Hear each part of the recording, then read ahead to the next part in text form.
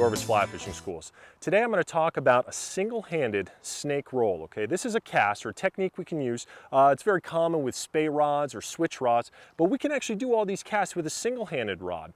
And this is a great way to get yourself tuned up for maybe steelhead fishing or salmon fishing, but it's also a great technique when you're trout fishing.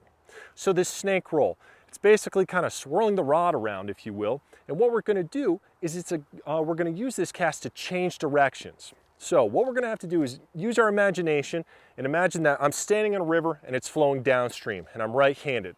So my rod is pointing where that line ends up right down here. And what I want to do is send that line straight out towards this camera.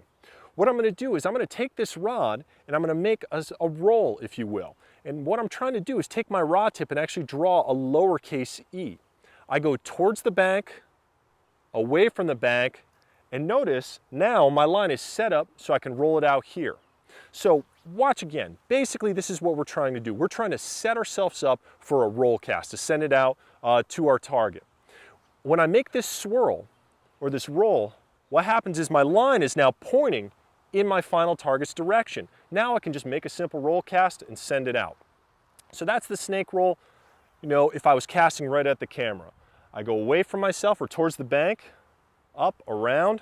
Now my line is pointing in that direction, roll that line out, and now I can catch that fish. So let's look at that snake roll now from the side. So now I'm standing here.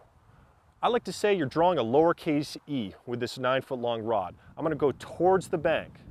Once I go towards the bank, then I'm going to bring the rod tip up and come away from the bank and come under that line I just drew. Then I'm going to end with that rod tip high. That's going to get my line pointing in this direction. Then I'm just going to do a roll cast. So it looks something like this. Towards the bank, away from the bank, and then around. Now my line's right here pointing in that direction. I can then roll that line out if it doesn't get stuck in the grass. So when we're making this roll, all right, this lowercase e, what we need to do is make sure that we smoothly accelerate through the process. We're going to start slow, accelerate, and end high. Now we can make that forward cast right there. And that's the single-handed snake roll.